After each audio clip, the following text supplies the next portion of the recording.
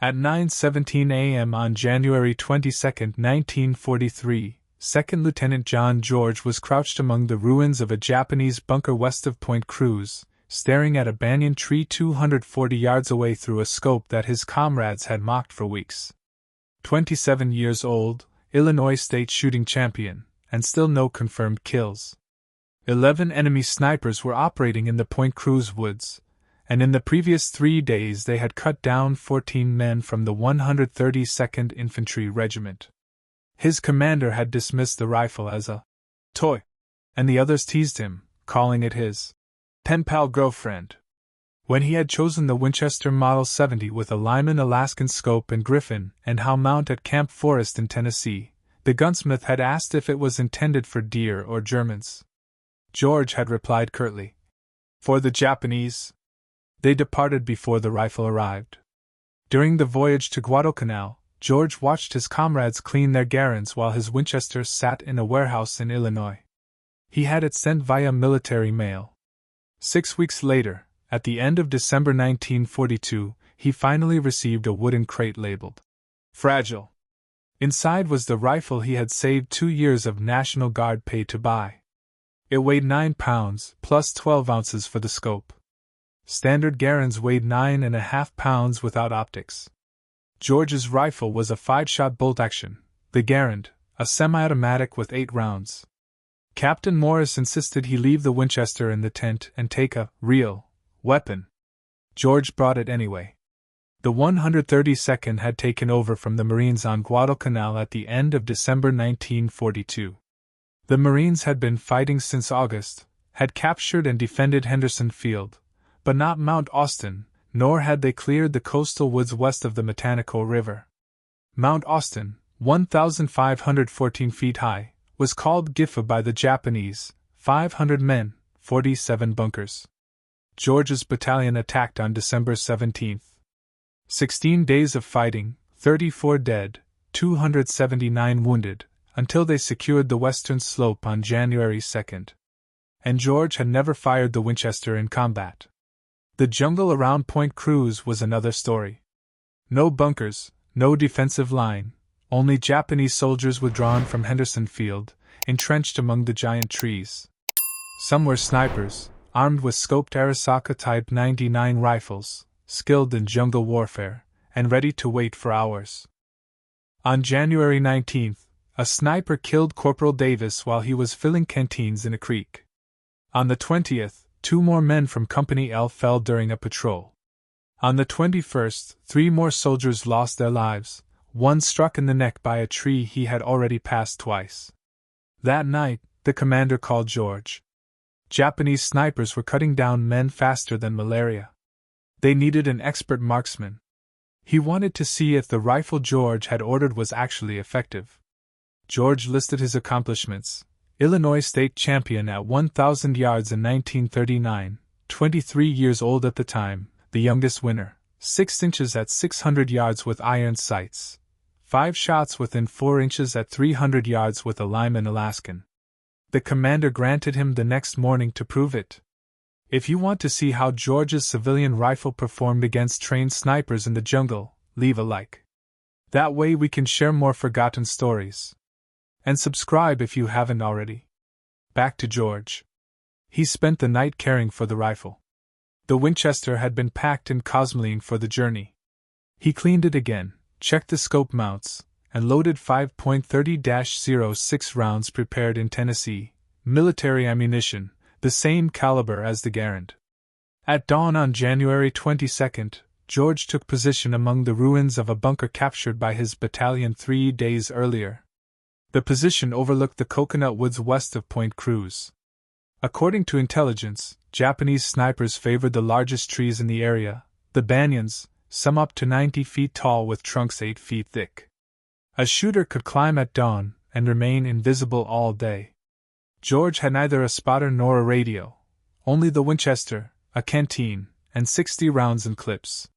He settled into the bunker and scanned the banyans through the Lyman Alaskan, with 2.5 times magnification, not much, but enough to catch small movements among the branches.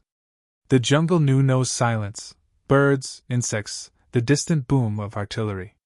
George filtered the sounds, focusing on movement. He slowly examined the tree, left to right, top to bottom. At 9:17, he noticed a slight signal, a branch bent, without wind, 87 feet up in a banyan 240 yards away. Then the silhouette appeared, a man in dark clothing, resting in a fork of branches, facing east toward the battalion's supply trail. George adjusted the scope, 2 clicks right to compensate for the wind. He checked his breathing. The Winchester trigger was light, 3 pounds 2 ounces, perfected at Camp Perry before the war. He squeezed the trigger. The shot jolted his shoulder and echoed through the jungle. At 240 yards, the sniper flinched and tumbled among the branches, falling 90 feet to the ground. George worked the bolt, ejected the casing, and chambered a new round. The tree remained still. He knew the sniper's partner was nearby. The Japanese worked in pairs, shooter and spotter. George scanned the surrounding banyans slowly. Every tree could hide men, and the canopy's shadows created deceptive illusions. At 9:43, he spotted the second sniper, 60 yards north of the first, about 50 feet up. The man was moving along the trunk, retreating. George anticipated the movement and fired. The second sniper fell as well, the rifle ricocheting among the branches before hitting the ground. 2 shots, 2 dead. He reloaded calmly. His hands were steady, breathing regular. Just like at Camp Perry, except now the targets were responding.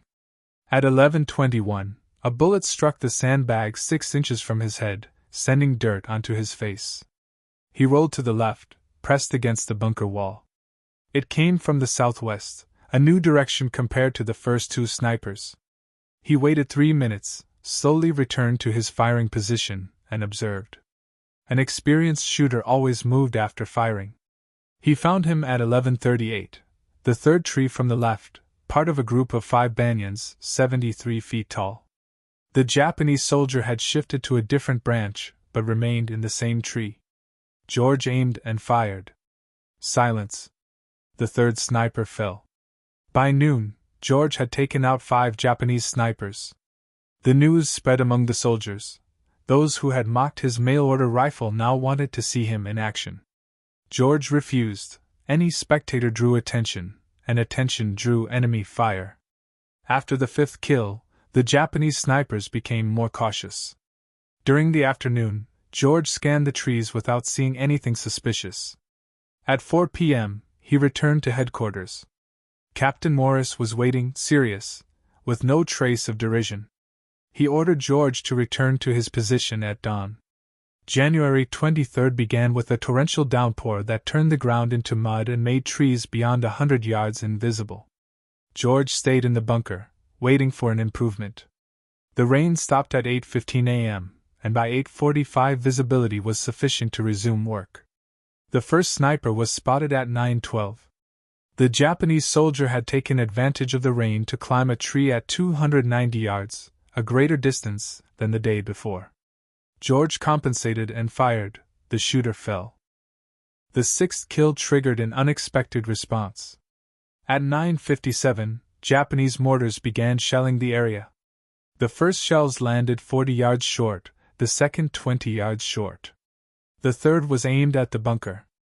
George grabbed the Winchester and ran north, diving into a mortar crater. When the third round exploded, the bunker he had left just seconds before was obliterated. He took cover under a fallen tree 120 yards to the north, natural protection with a view of the coconut trees. He resumed observation. The Japanese sent new snipers. Now it was no longer George hunting, but he himself being hunted. A true duel. At 2:23 p.m., he killed the 7th sniper. At 3:41 p.m., the 8th, 94 feet up in a banyan.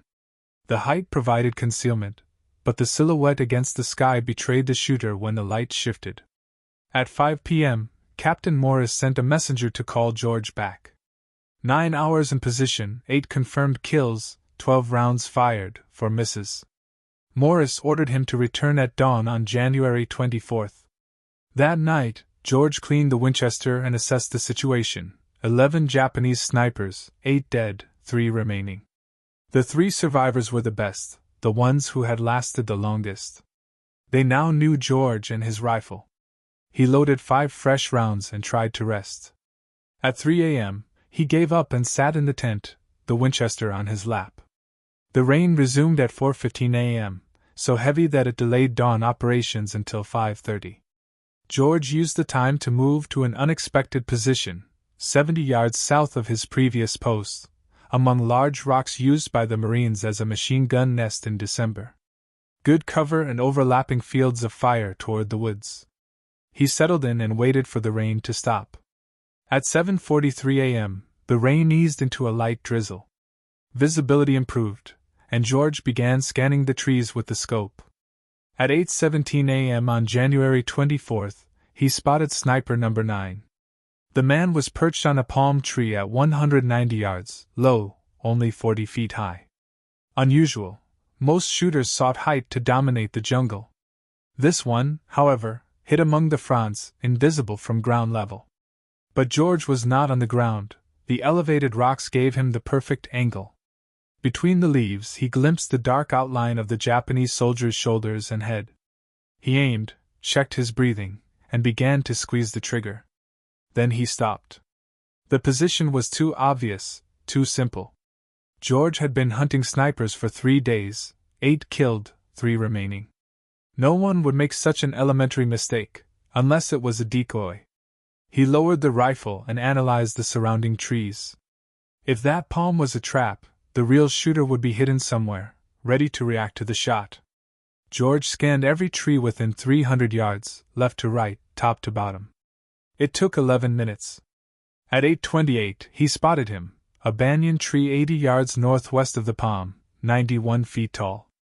Perfectly camouflaged, branches and vines hid him on 3 sides, but he had a clear view of George's previous position. He was waiting for the opponent to appear or shoot at the decoy on the palm. George faced 2 problems.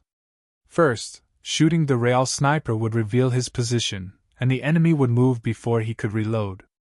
Second, if he did nothing, the sniper would realize George was not in the fallen tree and would search for him. He decided to use the decoy. He aimed at the sniper on the palm, compensated for the wind, and fired. The decoy flinched and fell. Immediately, George rotated the rifle toward the 91-foot banyan. The real shooter reacted to the shot, turning slightly, a minimal but visible movement.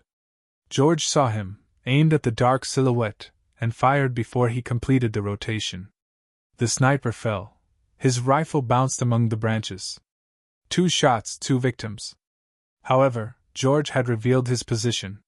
He grabbed his rifle and ammunition and ran east along the rock line, diving into a drainage ditch 40 yards away. He pressed into the mud and waited. At 8:34, the Japanese machine gun opened fire on the rocks where he had been seconds before. Dust and debris flew everywhere. The firing lasted 17 seconds. When it stopped, George counted to 60 before moving. He moved again, taking cover 100 yards to the east, in a mortar crater partially filled with rainwater. They immersed up to their chests. He rested the Winchester on the edge, and resumed scanning the trees. 10 confirmed, 1 remaining.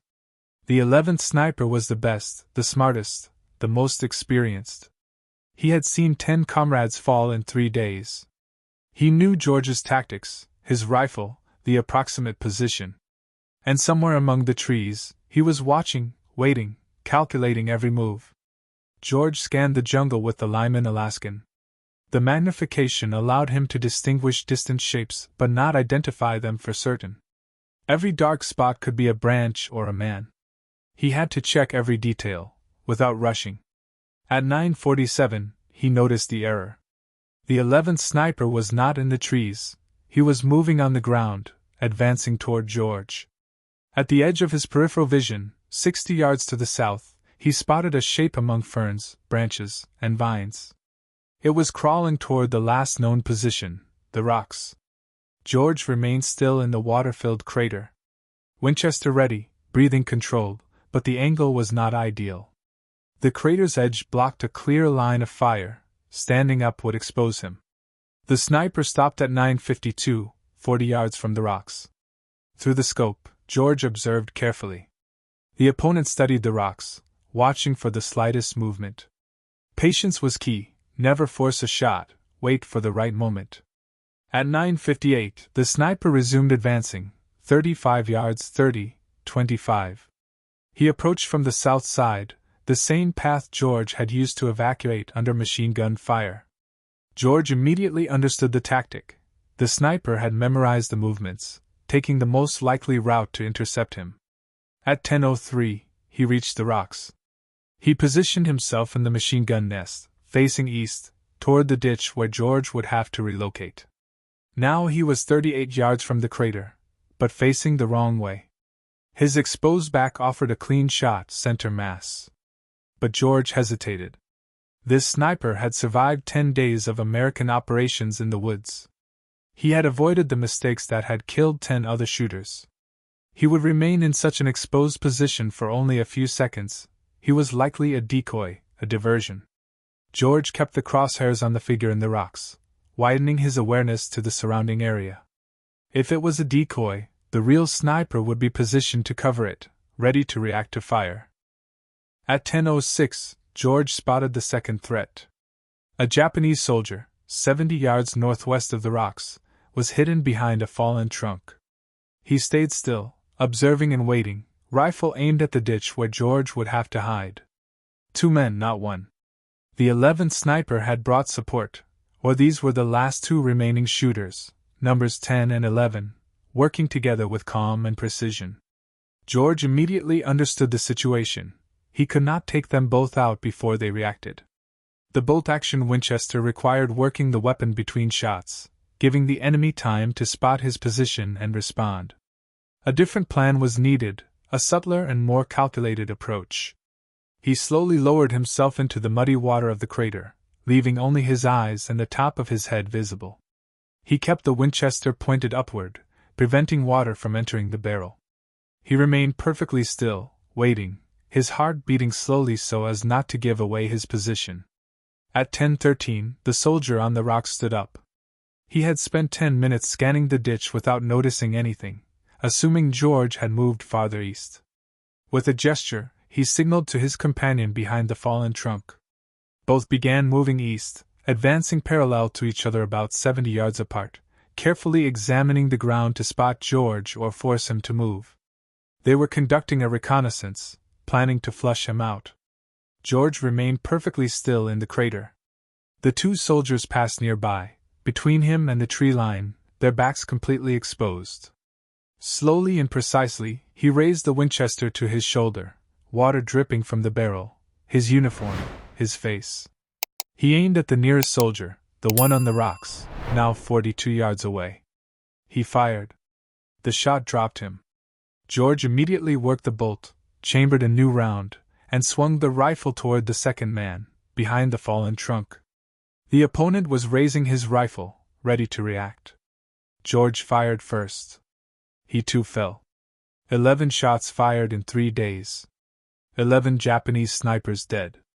George had cleared the Point Cruz woods of the threat that in 72 hours had killed 14 Americans. But the danger was not over. As he climbed out of the crater to retrieve the spent shells, a sudden noise made him freeze.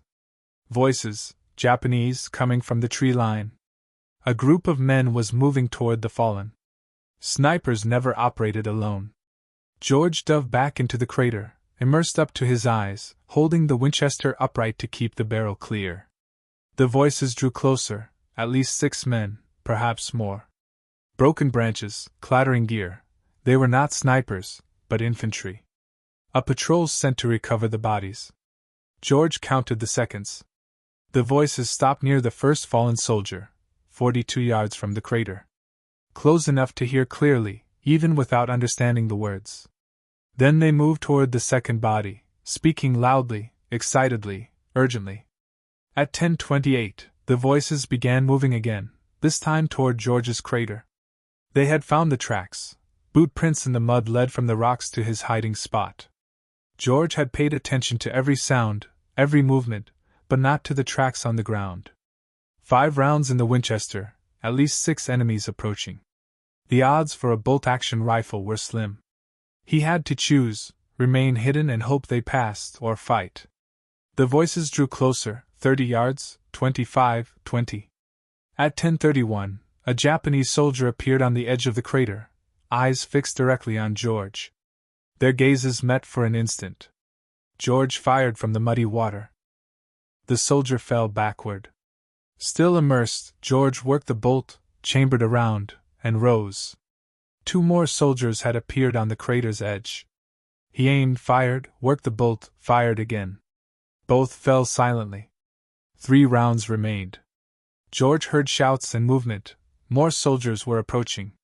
He rose from the crater on the north side, away from the voices, and ran 20 yards to take cover behind a fallen tree. Japanese bullets whistled and struck the ground, raising dust and debris, but they aimed at movement, not confirmed targets. George stayed low and carefully scanned with the scope.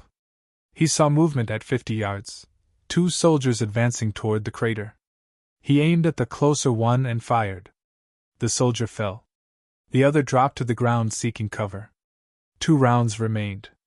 But the danger was growing, more voices behind him. The Japanese were flanking the crater, one group from the south, another from the east. George was about to be surrounded. He could not face multiple men with a bolt-action rifle against opponents armed with semi-automatic weapons. He had to break contact and reach the American lines. Bullets whistled through the trees, kicking up dirt and debris. George ran for 90 seconds, finally diving into a dry mortar crater. He pressed against the dirt wall and listened. The voices moved away, gathering around the fallen. He checked the Winchester, mud on the stock, water still in the barrel. 2 rounds remained, no clips. The others were in his backpack, probably near the water-filled crater. At 10:47, he began moving again, advancing slowly, low, using every natural cover. He headed northeast toward the American lines. The jungle was silent, no sound, no movement, just his breathing and the distant rumble of artillery. At 11:13, he reached the Marine perimeter. A sentry stopped him. George identified himself and was allowed to pass. He walked to battalion headquarters and reported to Captain Morris. The report was clear: 11 Japanese snipers killed in 4 days, 12 rounds fired at them, 11 hits. Then the engagement with the infantry, 3 more soldiers eliminated with 5 rounds. Morris asked about ammunition status. George had only 2 rounds left. Then about the rifle, functional, but muddy in the bolt, with water in the barrel. Morris ordered cleaning and rest. No operations the following day. The battalion was moving east. The Point Cruz woods were no longer a priority. Intelligence reported that the Japanese were evacuating Guadalcanal, expected withdrawal within 2 weeks. George returned to the tent. He field-stripped the Winchester and spent 2 hours cleaning it, removing cosmoline and accumulated oil, running cloth patches through the barrel until they came out perfectly clean. He checked the scope mounts, adjusted the eye relief, and loaded 5 fresh rounds. At 2 p.m., an order arrived from division headquarters. The battalion commander wanted to see him. George went there, worried. He feared a reprimand for unauthorized engagements, excessive ammunition use, and operating without support. Instead, he found Morris waiting with 2 other officers. Among them was Colonel Ferry, the regimental commander. Ferry asked a direct question: could George train other men to do what he had just demonstrated? George replied that he would try, but it required time, scoped rifles, and men already skilled in precision shooting. Ferry explained that the division had 14 Springfield rifles with unital scopes, left behind by the Marines, and that the regiment had 40 men qualified as expert marksmen.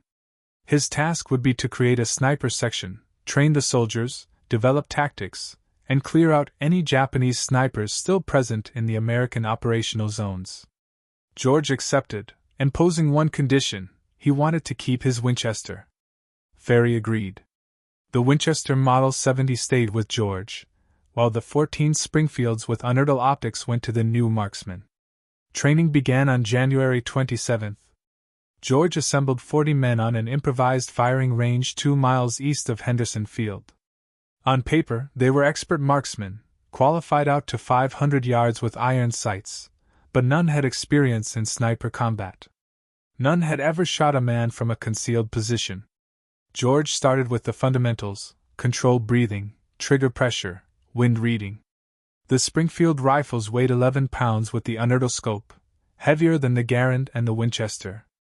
Stability was greater, but holding the weapon for extended periods was tiring.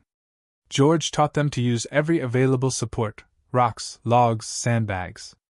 The jungle rarely offered perfect shooting positions. Snipers had to adapt and create stable platforms with whatever they had. Training lasted 3 days.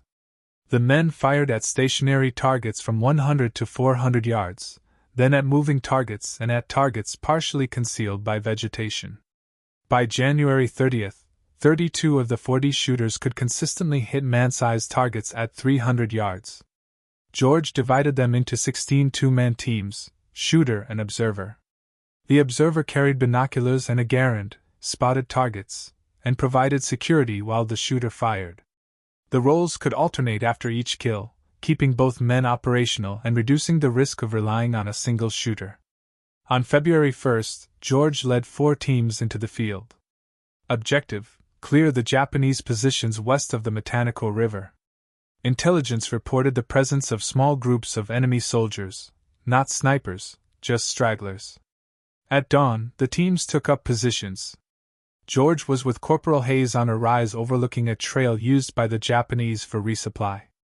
At 7:20, an enemy soldier appeared on the trail. Hayes confirmed the target with his binoculars. George fired. The soldier fell. He chambered another round and carefully observed for additional targets. None appeared.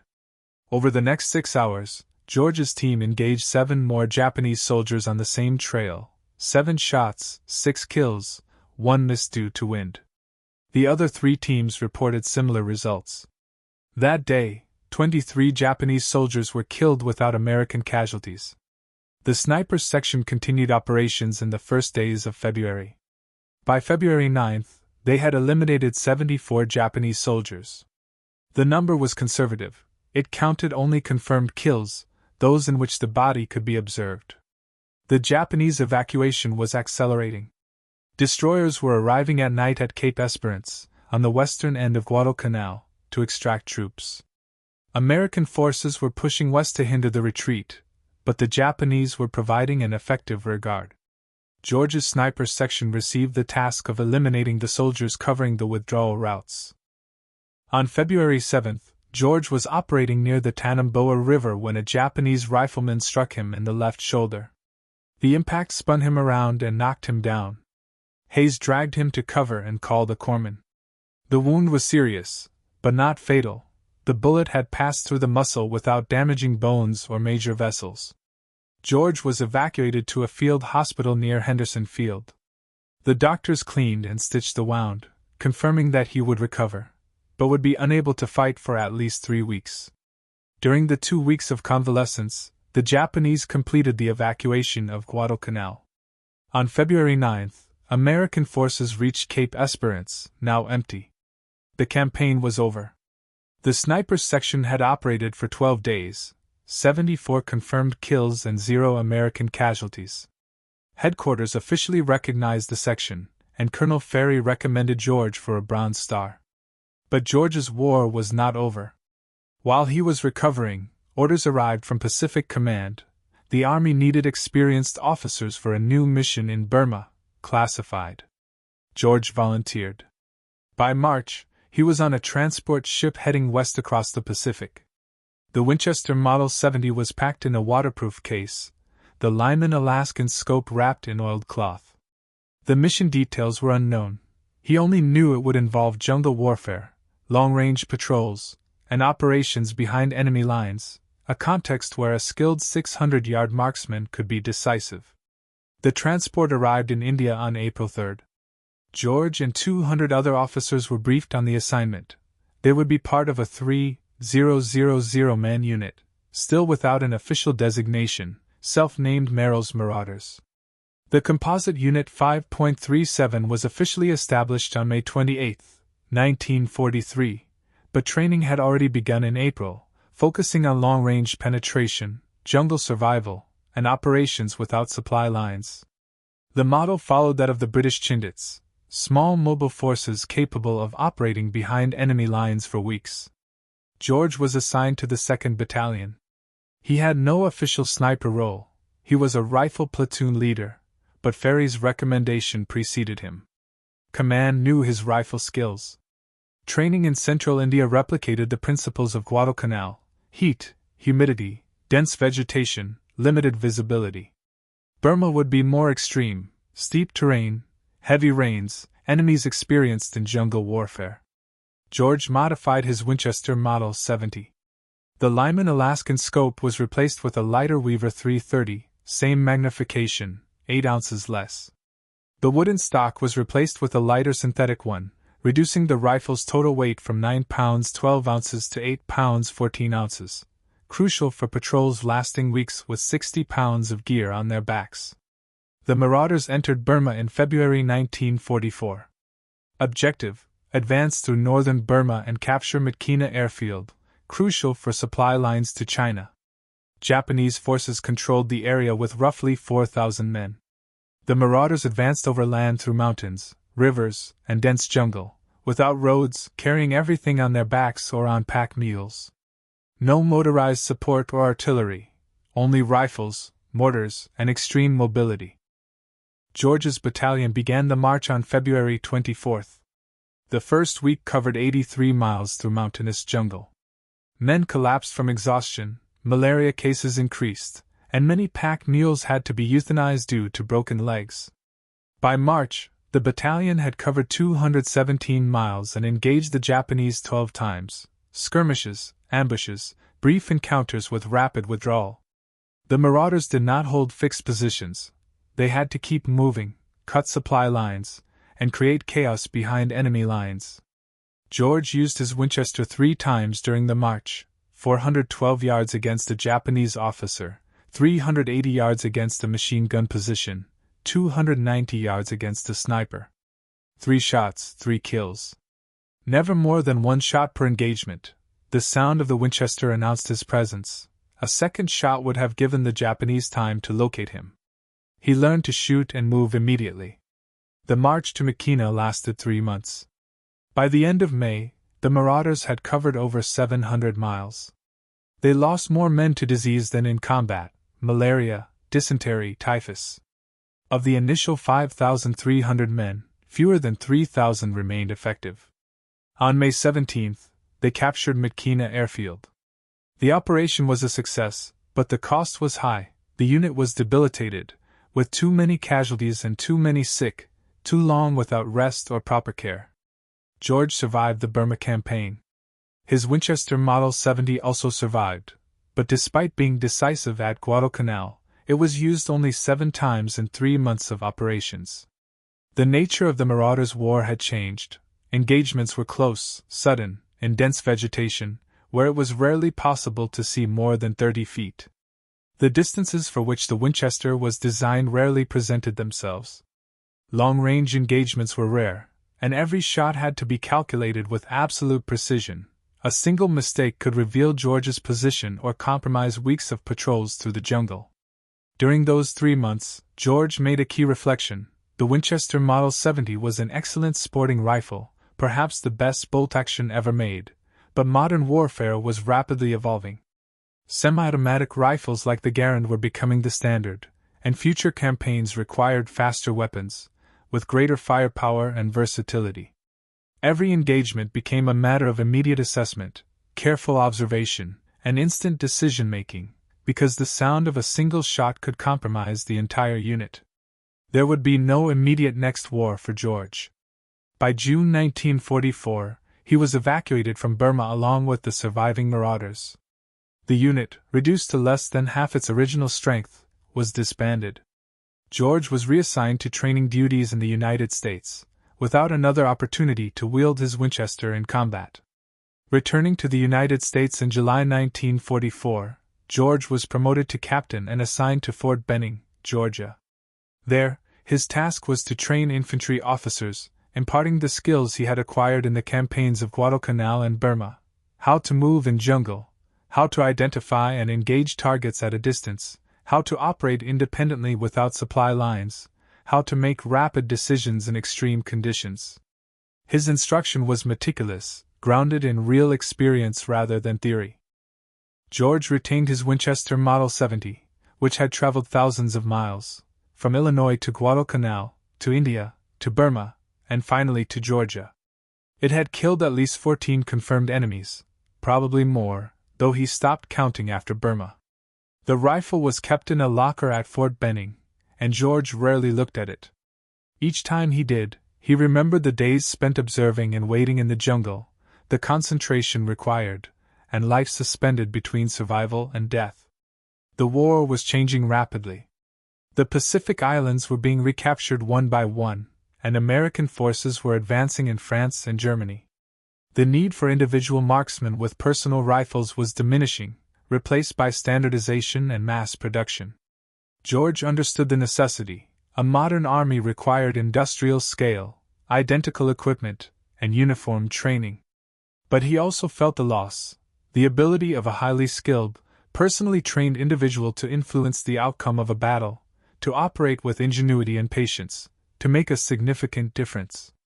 George was discharged from the Army in January 1947 with the rank of Lieutenant Colonel, 2 Bronze Stars, a Purple Heart, and the Combat Infantry Badge. He returned to Illinois and enrolled at Princeton on the GI Bill, studying politics and graduating with top honors in 1950. He then spent 4 years at Oxford and another 4 years in British East Africa, studying politics and regional institutions. Eventually, he settled in Washington, D.C., as executive director of the Institute of African American Relations, and later as a consultant and lecturer at the Department of State's Foreign Affairs Institute, focusing on African issues. George never spoke publicly about his experiences on Guadalcanal or in Burma. Some colleagues knew of his service in the Pacific, but they were unaware of the Point Cruz engagements, the Japanese snipers, and the Winchester Model 70 he kept at home. In 1947, he decided to document everything for himself, to archive the tactics, weapons, and strategies of jungle warfare while the details were still fresh in his memory. He spent 6 months writing, producing a manuscript of over 400 pages. A friend from the National Rifle Association read the manuscript and suggested publication. George was reluctant. The text was technical, filled with details on rifles, optics, ammunition, and ballistics. It was not a romanticized account or adventure story, but a precise, practical guide on jungle warfare. The NRA convinced him that the content had important historical and educational value. The book was published in 1947 under the title Shots Fired in Anger, quickly becoming a classic among collectors, enthusiasts, and military historians. There was no hero worship, only accurate observations, concrete data, and tactical analysis. The descriptions of Japanese weapons were among the most complete and reliable available, still cited by scholars today. George lived long enough to witness the Korean War, the Vietnam War, and the Gulf War. He saw the evolution of military rifles from the Garand to the M14 and M16. He saw sniping become a formal military specialty, with dedicated training, equipment, and tactics. The lessons of World War II were being relearned and refined by new generations of soldiers. John George died on January 3, 2009, at the age of 90.